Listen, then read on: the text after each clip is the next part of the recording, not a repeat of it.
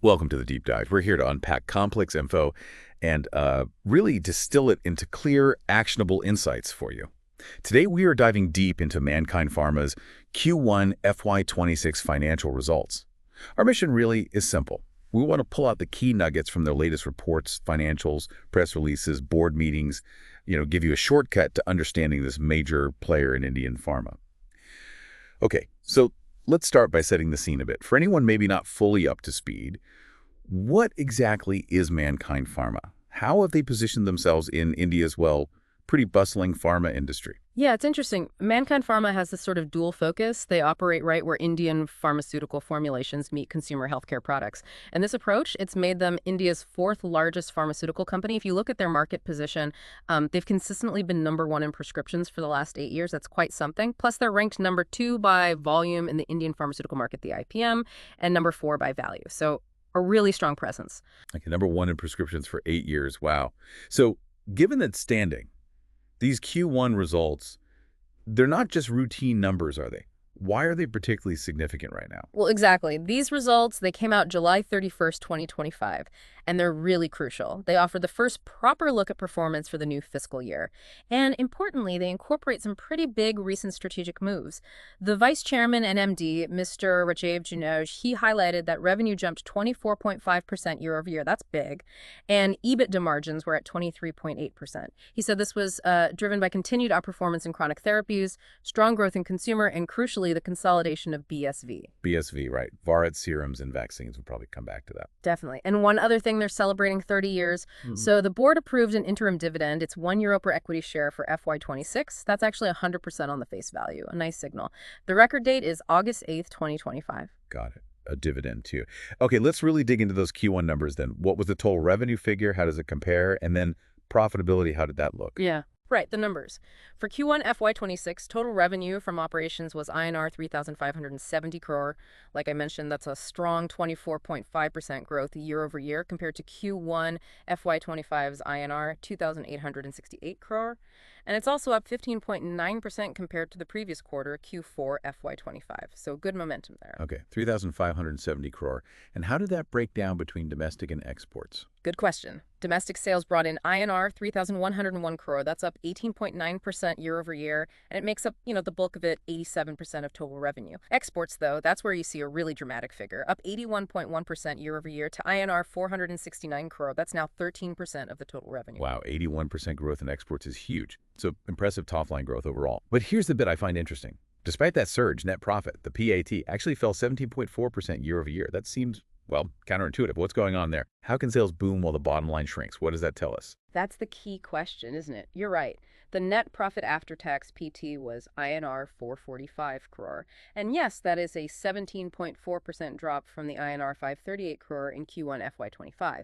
Now, it's not necessarily a sign of core operational weakness across the board. A huge part of the story is the BSV acquisition. Ah, okay. So BSV boosts revenue, but maybe impacts margins differently. Exactly. BSV adds a lot to the top line, especially with its higher export component, but integrating it, it temporarily changes the overall margin mix for Mankind. If you look at operational profit EBITDA, that was INR 850 crore, the margin was 23.8%, which is actually a tiny improvement, 20 basis points year over year. So operationally, at that level, things look okay. Okay, so EBITDA margin held up, but the PEAT margin. Right, the PIT margin tells a different story. It was 12.5%. That's a big drop, 630 basis points compared to 18.8% in Q1 FY25. And their diluted EPS, earnings per share, that was down about 20% year over year. Also, look at gross margins. They declined too by 130 basis points year over year. So it really points towards shifts in the cost structure or the product mix, largely because of bringing BSV into the fold. Needs watching, definitely. That makes sense. So it's less about core weakness and more about the, let's say, digestive process of a major acquisition, a strategic consequence, perhaps. Okay, let's shift gears then. What were the main drivers within the different business segments? How did each part perform? Sure. So the domestic business, revenue there grew a healthy 18.9% year over year. That growth came from, steady performance in their existing lines, plus, again, adding in BSV's domestic part. And interestingly, their market share actually ticked up slightly, went from 4.8% in March 25 to 4.9% by June 25. So they're outpacing the overall market, the IPM. Outperforming the market is always good. What about the actual sales growth, like secondary sales? Yeah, secondary sales growth in Q1 was 9.2%. The overall IPM grew. Importantly, this was backed by solid volume growth, 2.5% for Mankind versus just 1.4% for the IPM overall. That's almost 1.8 times the market volume growth. They're Yeah, moving more product. selling more units. Yeah, that's fundamental. Within domestic, any specific therapy area is shining? Oh, absolutely. Respiratory was very strong, up 17.8%, and anti-infectives up 9.1%. Both of those significantly outperformed the IPM growth for those segments, like 1.5x and 1.6x respectively. Okay. And they kept up their strong performance in chronic therapies too, grew 1.4 times the IPM chronic growth rate. That included 1.5x in cardiology and 1.6x in anti-diabetics. This focus on chronic, it's paying off. Their chronic share increased by nearly 200 basis points just in this quarter. A clear strategic focus there. What about the other side, the consumer healthcare business? How did that part do? The consumer healthcare business, yeah, their OTC stuff. That also showed robust growth, 15.0% revenue increase year over year, and they're expanding their channels effectively. Modern trade and e-commerce share went up to 11% this quarter from 9% a year ago. That was backed by about 50% growth in those specific channels. But they're reaching consumers in new ways, too. Any particular brands doing well? Key brands like GasoFast, Manforce Condoms, Health Rope, Preganews, they all showed strong secondary sales growth. We're talking 12% to 36% year over year for those. Plus, they're getting traction with newer launches. Things like Epic Thin-X condoms, Nimulid for pain, Oven News ovulation kit.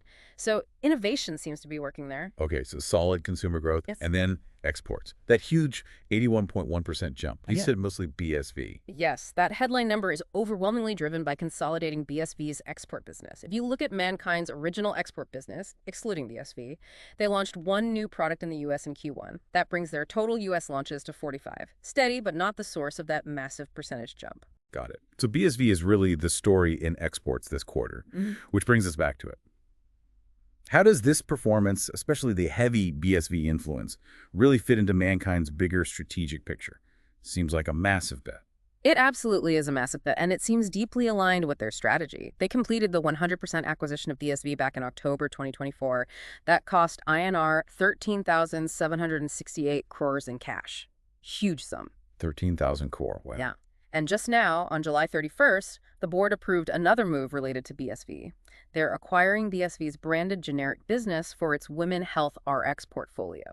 It's being done through a slump sale, basically buying that specific business unit as a whole. Okay, so further integration. Why this specific part?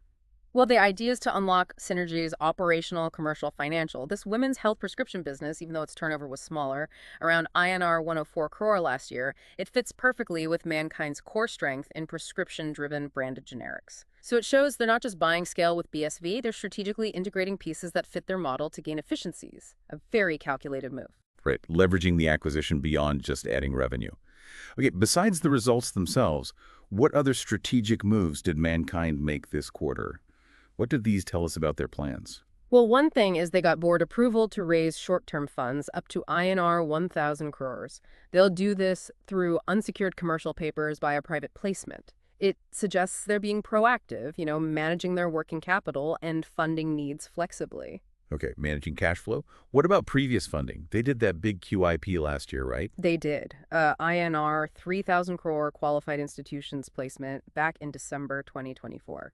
And the monitoring agency just confirmed it's been fully utilized exactly as planned. Most went to repay other commercial paper, some for general corporate purposes, some for issue costs. No deviations, so it shows good discipline in how they deploy capital raised. That's good to see. Now, there was also something about reclassifying a promoter entity. Sounded a bit technical, but what's the significance? Yes. Ayushi and Poonam Estates LLP. The board approved reclassifying them from the promoter and promoter group category to just public. Basically, this LLP used to be linked to the promoter's immediate relatives, but that stake was transferred to new partners. The LLP now holds no shares in Mankind, has no control, no special rights, no board seat. It's effectively no longer part of the promoter group. So what does that mean practically?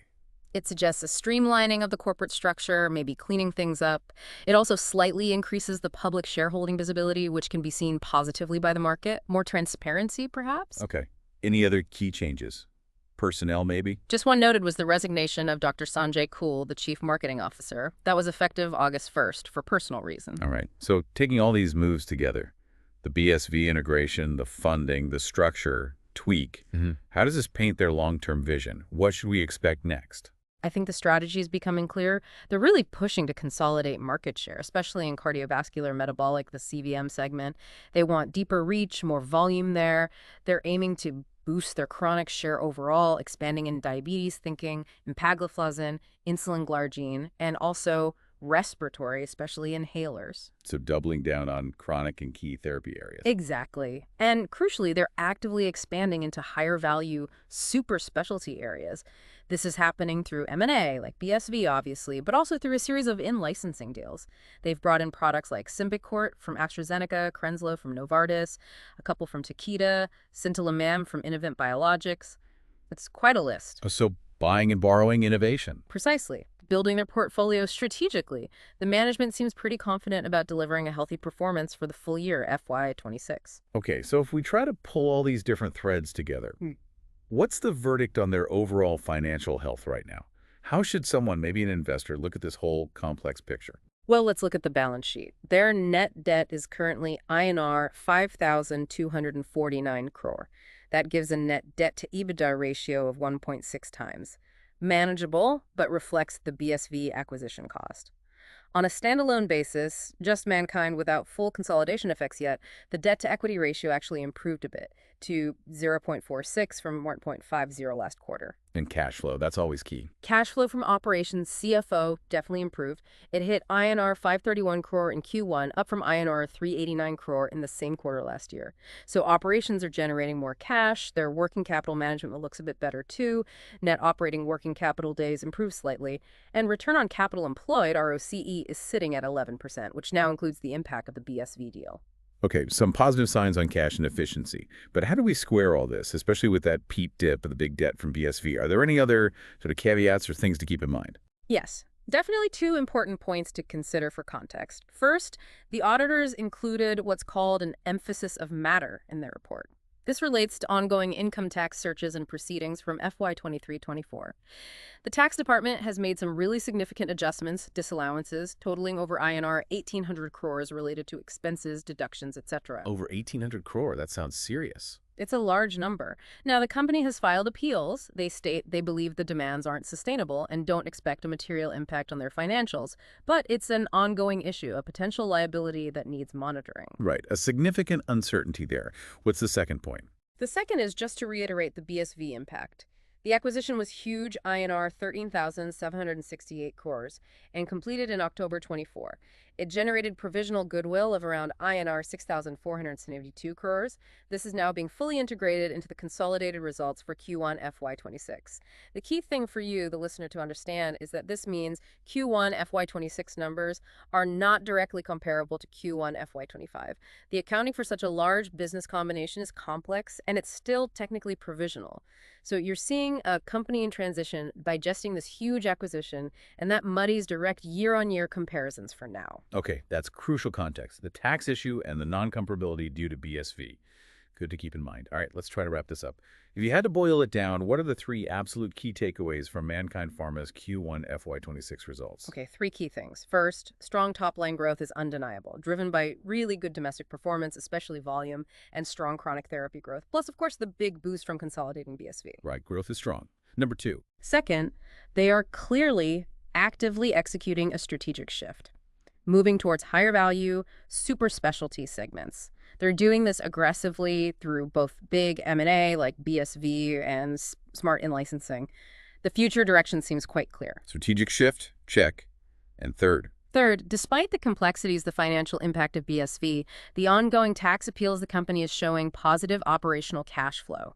And they seem to be managing their capital prudently, like we saw with the full, proper utilization of that big QIP. Okay, strong growth, strategic shift, and decent underlying financial management despite complexities. Got it. So looking ahead, What specifically should our listener keep an eye on in the next few quarters? I'd watch a few things. Definitely the continued integration of BSV, especially how that new slump sale of the women's health RX portfolio actually beds down and impacts the domestic business performance. Okay, BSV integration. What else? Second, keep track of those income tax appeals, how they progress, what the final resolution is on those disallowances that could have a real financial impact down the line. Right, the tax uncertainty. And finally, just monitor the success of their new product launches, both their own and the in-licensed ones, and generally keep an eye on their R&D pipeline progress. That's really the engine for sustained long-term growth and eventually improve profitability again. Makes sense. Integration, tax, and innovation pipeline. Yeah. Okay, great. As we finish up, here's something to chew on. Considering Mankind's really quite aggressive M&A and in-licensing strategy, how different might their overall business portfolio look in, say, 3 to 5 years? What new market segments could they realistically target and potentially even dominate? Something to think about. We really hope this deep dive helped you connect some of those dots on Mankind Pharma and maybe spark some new aha moments. Join us next time for another deep dive.